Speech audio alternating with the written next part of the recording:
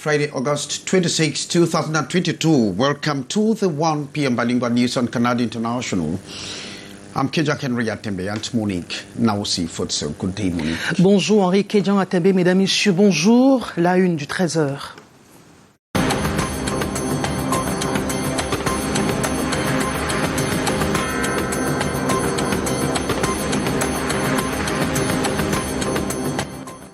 Les membres du comité exécutif de la FECAFOOT sont réunis à Douala en ce moment pour penser le devenir de l'instance qu'ils dirigent. Une session qui intervient au lendemain de la décision du TAS qui met fin au litige de plus de 13 ans avec l'Assemblée générale de 2009. And Cameroonians disturbed on the exorbitant charges despite free education decreed for primary schools. How free is basic education in Cameroon? Canada International revisits the presidential decree on free education in Cameroon. En santé, le Cameroun doté d'une nouvelle politique de prise en charge des patients. L'explication des nouvelles mesures dans ce journal avec Karel Mizatiachouya. And in this Friday edition, we are swinging to France and to Pakistan for the latest with Interrogate Divine, Ramsey Gino. Those were our top stories. We are having the news in a split second.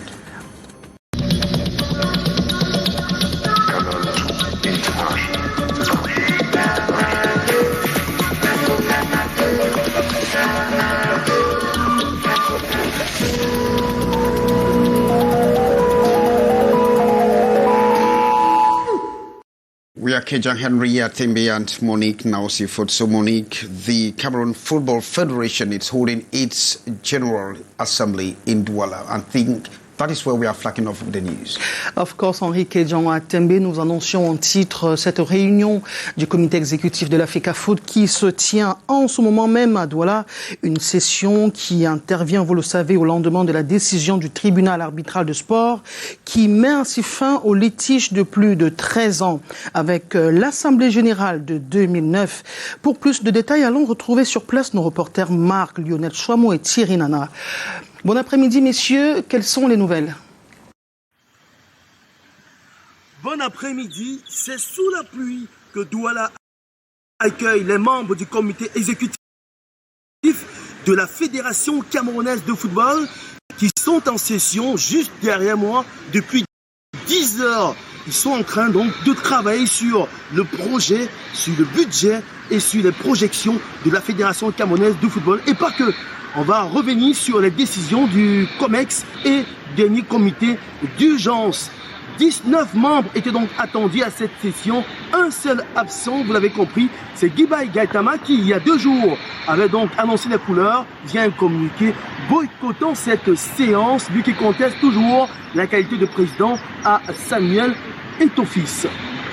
21 points sur alors du jour pour une séance qui va donc durer un peu plus longtemps que prévu. Il faut donc préparer tout cela, le chronogramme de la saison, le budget de la prochaine année, présenter cela devant l'Assemblée générale prévue ici même, toujours demain à 9h. Plus de 80 membres attendus à cette Assemblée générale à qui il faudra donc rendre compte de la gestion de la fédération depuis 8 mois par la nouvelle équipe en place. Depuis l'hôtel Best Western de Douala, Marc Chouamou, Thierry Nana, nous signons pour Canada International.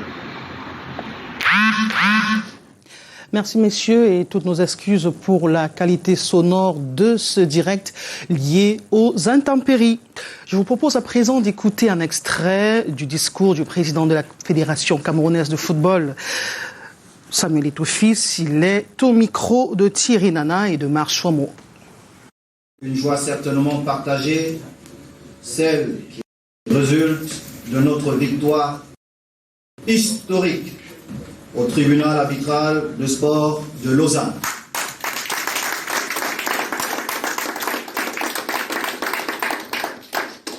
Après 13 ans de turbitude, 13 ans de bagarres et de querelles contre-productives, le football camerounais pourra désormais se jouer dans les stades et non dans les tribunaux.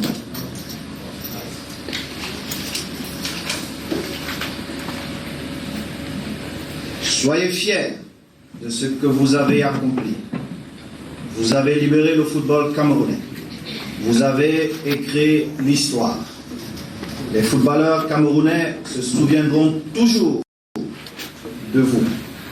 Vous avez écrit vos noms en lettres d'or dans l'histoire du football camerounais.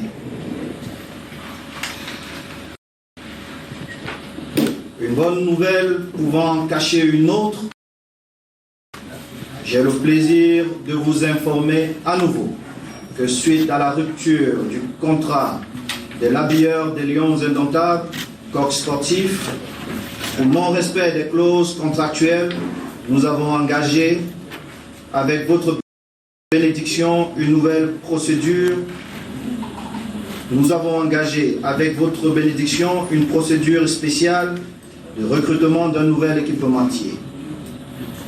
Au thème de celle-ci, c'est One All Sport, une firme américaine qui a bâti sa notoriété dans les sports mécaniques, qui a été retenue. Du sport à l'éducation, Henri Kédian, vous parlez de la gratuité de l'éducation de base au Cameroun. And about 1 week and a half for schools to open their doors, there are questions on this disturbing issue on exorbitant charges that parents pay in primary schools. I'm talking about government primary schools, and despite a decree by the president, or despite presidential decree calling for free basic education in government primary schools. In fact, there is always still this talk about monetary transactions that's going on and exorbitant charges of PTA levies to some parents. Details with Beatrice Ngamo, curls from Zelamo Nui, Alexine. As the preparation and registration for the new academic year gathers steam, over 1 week to school resumption, the pressure is high on parents. The free basic education in public schools announced by the head of state some 20 years ago still to be applicable on the field. Nous ne sommes pas du tout contents parce que l'école publique c'est pour l'État. Mais aujourd'hui on se rend compte que l'école publique n'est plus ce qu'on pensait avant. The situation disturbing to many parents who seize and take government schools as their only last resort. Quand on dit que gratuit, tu peux encore payer jusqu'à 7 000 quelque chose. Donc ça ne revient pas à la gratuité. Is it the decree that is not very clear on the free issue, or there is some sort of misunderstanding? This in relation to registration of fees. As the years go by, some parents add the amount keeps taking the upward climb. And this differs from establishment to establishment. On se rend compte qu'au fil du temps, tu vas partir mettre l'enfant à l'école publique, on dit que donne 20 000 la pension. Quelle pension 20 000? Another bone of contention is the PTA levy in these so-called public schools. On parle l'argent de l'APE et ça c'est la question qu'on se pose. This PTA president says the allocation is a plus agreed by all parents for the smooth running of these schools, ensuring a healthy environment for the pupils to learn well in line with the UN Sustainable Development Goal on free primary education. The headache of back-to-school stress as parents complete preparation for their children to begin the new school year with a desired temperament to study well. Thanks, Beatrice Ngamo. We are staying in Yaoundé, where the government of Cameroon is out to strengthen its laboratory policy. And of course, this policy has been adopted. It was adopted yesterday, August 25th, in Yaoundé. And the policies hope to strengthen the information systems of the laboratory services that are of services offered to Cameroonians. Omul Kosimi has more. The laboratory is a room or building equipped for scientific experiments, tests, research, teaching, or for the manufacture of drugs or chemicals, the focal points of the health system. But unfortunately, the system is rife with many dysfunctions. It is to improve on the services rendered that a regulatory, legal, and institutional framework has been put in place by the government in the form of a national policy. This covers the quality management in laboratories, improving the financing of its activities, research and cooperation framework vital in the health sector. Having this document now, we have really reinforced the legal and regulatory system in the country in terms of laboratory system. According to health personnel, the national laboratory policy will serve as a veritable compass for all activities in Cameroon. From this document, we will be able to decline in terms of strategic planning and also operational planning. Implementing this orientation and intention in terms of laboratory, it will be really helpful for the laboratory system and the laboratory network, because we will be able to have a structure strengthening process for the whole system or for the whole network. The document adopted this August 25th in Yaoundé under the supervision of the General Inspector of Health, Pharmaceutical and Laboratory Services. It will carry the laboratories of the present situation and carry Cameroon towards her universal health coverage in line with the National Development Strategy NDS 30. Its operationalization will be the magic touch for the quality health care needed by the population. Well, thanks, Oumoul. Monique, now see we are talking something different. Yes, Henri Kedjan, 12 ans après la souscription pour des logements au standing, 182 acquéreurs n'ont rien jusqu'à présent, et ceci en dépit des procédures judiciaires qui ont été engagées par ceux qui crient à une arnaque immobilière. Reportage. J'ai payé 23,5 millions que j'ai payé à la SACC. Et aujourd'hui, je n'ai ni terrain, donc on peut dire que je n'ai aucun titre foncier, je n'ai ni maison et je n'ai ni mon argent. Nous sommes dans l'impasse. Depuis 12 ans, nous avons versé pour ce projet 27 millions de francs CFA. Et 12 ans après, nous sommes au même point. Pas de maison et rien du tout. Thierry Bessala et Rosite font partie des 182 acquéreurs des logements sociaux du projet Garden Community de la société SACC. Des constructions prévues en Bangabakoko par Japoma à Douala. Selon les standings, il fallait débourser entre 26 et 47 millions de francs CFA.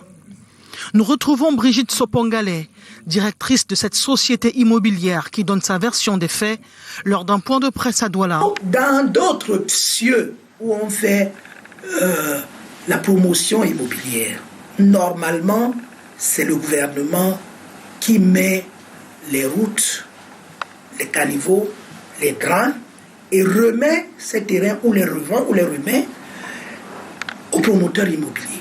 Le promoteur immobilier, son travail, c'est juste donc en ce temps-là de placer les maisons. Dans notre cas, nous n'avons pas eu ça. Ça veut dire que les 29 101 mètres carrés, les milliards qui ont été dépensés pour faire ce travail-là, normalement, n'auraient pas dû sortir de nos poches. Nous avons entrepris des démarches il y a quelques années auprès du ministère de l'Urbanisme et de l'Habitat. Il y a une conciliation qui a été engagée en 2017-2018. L'aboutissement de cette conciliation, c'était que le ministre était favorable à ce que la société en question, ayant fait un certain nombre de travaux sur le site considéré, puisse nous céder les parcelles que nous avions acquises et que les crédits que nous avons contractés, ceux qui sont passés par le crédit foncier, soient annulés et que la société en question puisse procéder à une forme de remboursement pour les personnes qui ont déboursé plus. L'accord prévoyait la livraison des maisons clés en main dans un délai de 12 mois. 12 ans après, les souscripteurs demandent un début de réparation. Nous demandons juste à avoir pour compensation pour un départ au moins sur les terrains. En 12 ans, beaucoup de choses se sont passées. Certains d'entre nous sont morts, certains ont perdu leurs emplois, certains ne peuvent plus payer les prêts qu'ils avaient contractés. Seulement, la promotrice de la Southwest International Construction Corporation soutient qu'au regard des milliards déjà investis pour viabiliser le terrain, demande aux clients un effort financier supplémentaire selon le principe de la compensation par datation. Les clients qui veulent la datation, ça ne sert à rien de faire du bruit autour de ça. S'ils veulent que la datation aille vite, qu'on s'asseye vite sur la table, on finit quand on procède avec la datation et avec l'encadrement du gouvernement. Je pense que le problème du crédit foncier aussi, si tu n'as plus de problème, vous signez un PV que l'affaire est finie entre nous. Le collectif des 182 acquéreurs vient de tenir sa énième réunion de crise à Yaoundé, cœur des institutions. Pour eux, la présentation du crédit foncier et le MINDU dans le dossier comme partenaire de la SACC étaient l'élément qui rendait le projet crédible à leurs yeux. Aux dernières nouvelles, Les propositions de sortie de crise ont été déposées sur la table du ministre du Développement urbain et de l'Habitat par la SICC, car le conflit est désormais anglais sur le prix de la revente du mètre carré aux acquéreurs d'hier. C'est une affaire à suivre. Nous restons dans le domaine urbain avec ce communiqué du maire de la ville de Douala qui porte à la connaissance du public et particulièrement des usagers du tronçon Carrefour Cité des Palmiers PK14 que l'entreprise CRBC & Co effectuera les travaux d'aménagement des points critiques du dit tronçon à partir du samedi 27 août pour une durée de 25 jours. Il précise que pendant la durée de ces travaux, la circulation sera perturbée et invite par conséquent les usagers à emprunter les déviations ci-après.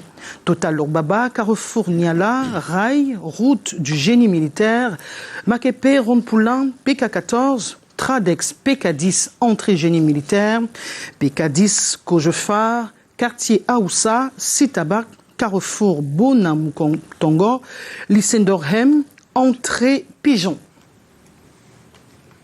Arikejan, you have the second part of the news. Thanks. The Interministerial Committee for Railway Infrastructure has reviewed the situation of railway networks in Cameroon, announcing ongoing new extension projects, the feasibility studies that linking up about some of the links or the railway links in the country are certainly wrapping up as we are hearing from this 38th session with Hyacin Chia. Meeting in their 38th session, this Thursday, August 25th, the Interministerial Committee for Railway Infrastructure made a review on the progress of feasibility studies on new railway lines. Les études sont bouclées. Studies are over on the Bela-Bongaoundere section.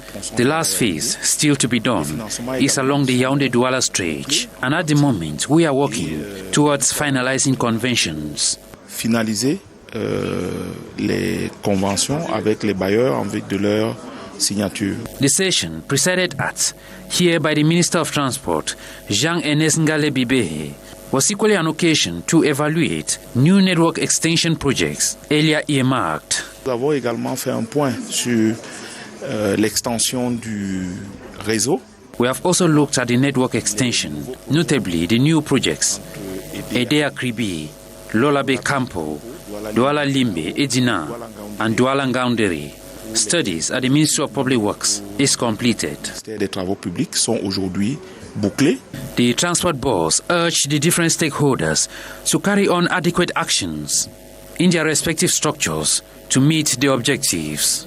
And another giant project under discussion these days is the Cameroon-Chad Railway Network, which started in May 2021 with feasibility studies. Thanks very much, Hyacin Chia. A new application known as TransDoc aimed at fighting against fake car registration documents at the Ministry of Transport is now available. And according to the transport officials, the app, which is known to modernize the sector, will help eradicate fraud and corruption in the sector. Details with more in D. In the streets of Douala, vehicle owners and motorbike riders are still ignorant of the new application called TransDoc, aimed at fighting against fake registration certificates across Cameroon. It's a good approach. It will help fight against constant theft of vehicles. We applaud the ministry for the apps. It will help eradicate fraud, corruption and other vices affecting the transport sector. The ignorance of Cameroonians on the new format has been blamed on insufficient sensitization. Meantime, Littoral Regional Delegate of Transport explains its operationality while frowning at some fake documents which are still in circulation. A lot of vehicles circulate with fake immatriculation documents. It was high time the Ministry of Transport put in place an application that could fight against frauds. Road users have the possibility of checking the authenticity of the documents with the use of the phone or laptop. You go through the website, the matriculation number and every other information comes out. But if the matriculation document does not correspond to that of the vehicle, then it's fake. No sanctions have been fixed yet for defaulters, but security officers will constantly be afield for controls and seizure of fake documents aims at limiting fraud and corruption. The Minister of Transport, through a press release signed August 19, 2022, reiterates the need of modernizing and securing transport documents. It should be noted the transport sector in Cameroon is noted for corruption, fraud and trafficking of fake documents such as driver's license and vehicle registration documents. Thanks, Maureen. Monique. Yes, Henri Kédjan, après un mois d'initiation en secourisme protection civile, 240 jeunes pompiers sont arrivés en fin de formation. Ils ont reçu des parchemins, c'était à Yaoundé, au métier de sapeur-pompier. Objectif, susciter en eux des vocations pendant leur formation. Voyons cela dans ce reportage que nous proposent Arsène Kenyé, Corinne Tongo et Serge Alain Zibou. Ce sont 240 jeunes pompiers repartis en 3 niveaux qui reçoivent des mains du capitaine du Corps national des sapeurs-pompiers leur parchemin de fin de formation. Des jeunes gens étant dans la tranche d'âge de 7 à 16 ans, ils ont suivi pendant un mois des notions sur le secourisme, des connaissances en incendie, sur l'ordre serré et sur le comportement civique. Ils ont acquis des notions dans plusieurs domaines, entre autres secourisme, la lutte contre les incendies, l'esprit patriotique et le dévouement.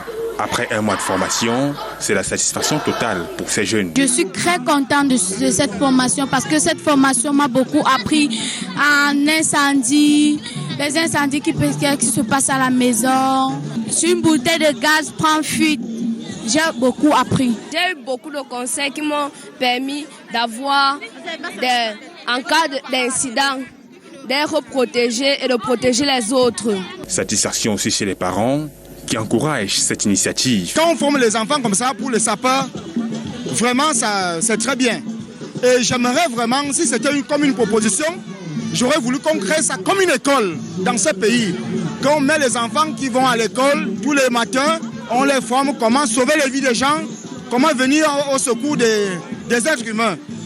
Alors ceci, moi j'approuve ça, c'est très bien fait pour le Cameroun. C'est dans une ambiance de joie en présence des parents que ces jeunes sapeurs-pompiers célèbrent ces moments inoubliables. En santé, le Cameroun tient sa politique nationale des laboratoires. Document adopté 25 août à Yaoundé. C'était au cours d'une séance de travail présidée par l'inspecteur général du service pharmaceutique et des laboratoires du ministère de la Santé. Il représentait à l'occasion le chef de ce département ministériel, le fruit des compétences nationales multisectorielles et des experts dans le domaine. C'est un document qui, comme boussole, va servir de grandes orientations à mettre en œuvre pour améliorer le service des labos, pas très au top au Cameroun en ce moment. Karel Mizatiachoya pour plus de précisions. Le système de santé ne peut se passer de laboratoires, des locaux pour faire des expériences, analyses biologiques ainsi que des recherches. Il contribue au diagnostic et à la surveillance épidémiologique des maladies et autres affections. Ces espaces de travail devraient de ce fait présenter une santé de fer. Malheureusement, l'on observe encore des dysfonctionnements dans le système. Déjà, il y avait une insuffisance dans le cadre réglementaire et ensuite, il fallait mettre en place un système structuré pour le réseau de laboratoires, mais également le système de gestion de la qualité au niveau central, au niveau des laboratoires et animer le réseau des laboratoires pour que, in fine, on ait des résultats fiables, opportuns pour le malade, pour sa prise en charge, mais également des résultats fiables, reproductifs, opportuns pour la prise de décisions de santé publique au niveau du pays. La politique nationale des laboratoires du Cameroun, adoptée ce 25 juillet à Yaoundé, présentée par ses experts comme le médicament miracle qui va soulager les souffrances, dont souffrent les labos dans le pays. Elle ambitionne doter le Cameroun d'un système capable de garantir un accès universel aux services de qualité d'ici 2030, tel que souligné dans la stratégie nationale de développement SND 30, dans ses deux composantes que sont la prise en charge des cas et le renforcement du système de santé en soi. Il est question de décrire déjà, n'est-ce pas, comment le système de laboratoire est organisé et quels sont, n'est-ce pas, les acteurs dans ce système. Ne reste plus que l'implémentation de cette politique nationale pour améliorer la qualité de service des laboratoires du pays et par ricochet, l'accès à la population pour des soins de qualité. International brief, Henri Kedjan. Yeah, President Macron en route to Nigeria to turn a new page. The French president has since been on a diplomatic galore in Africa. This and more in our World Briefs with Ntaruki Divine, Ramsey Jr. French President Emmanuel Macron has announced a new page in relations with Algeria. Speaking at the start of a 3-day visit to the North African nation Thursday in Algiers, Macron reiterated that his ambition is to lay a foundation to rebuild and develop ties with the former African colony. Relations between both countries have in recent years ranged between tension and turbulence hinged on French abuses, quote-unquote, during the colonial era. However, Macron made it a point insisting at a news conference that, quote, we didn't choose the past, we inherited it. Meantime, his Algerian counterpart Abdelmajid Tebboune hailed what he termed promising prospects for improving the special partnership binding both countries. Elsewhere in Pakistan's Punjab province, climate change impacts continue to be felt as residents are fleeing deadly flooding triggered by record monsoon rains. The government says it is struggling to cope with the disaster, which has already killed more than 900 people across the country since June. Pakistan's climate change minister on Wednesday announced that the floods were causing a catastrophe of epic scale, adding that there was urgent need for international assistance. According to observers, Pakistan is 8th on a list of countries deemed most vulnerable to extreme weather caused by climate change. And now, on to more jovial news as French football star Kylian Mbappé shared a heartwarming moment with a young girl who traveled over 90 kilometers on a bicycle to meet him. The girl, identified as Camille, left Drio 3 days earlier with her father on a bicycle en route to Paris to meet Mbappé. The 8-year-old Camille actually suffers from a rare congenital disease, the Vartel syndrome, which affects many parts of the body. Her admiration for Mbappé first grabbed public attention at the start of the year when she made a video asking Mbappé to extend his stay at Paris Saint-Germain. The video was greeted with hateful comments, with many people trolling her. But Mbappé jumped to Camille's defense, slamming her critics. Wonderful indeed. Thanks, Divine. That brings us to the end of this 1 p.m. bilingual news. I've been Kejan Henry Atembe. We thank you graciously for being with us. Good day, Monique. Good day, Henri Kejan Atembe. Bon après-midi, mesdames, messieurs. Je vous retrouve dimanche à 9h dans le cadre de la rétrospective de l'information. Formidable week-end à vous et prenez soin de vous.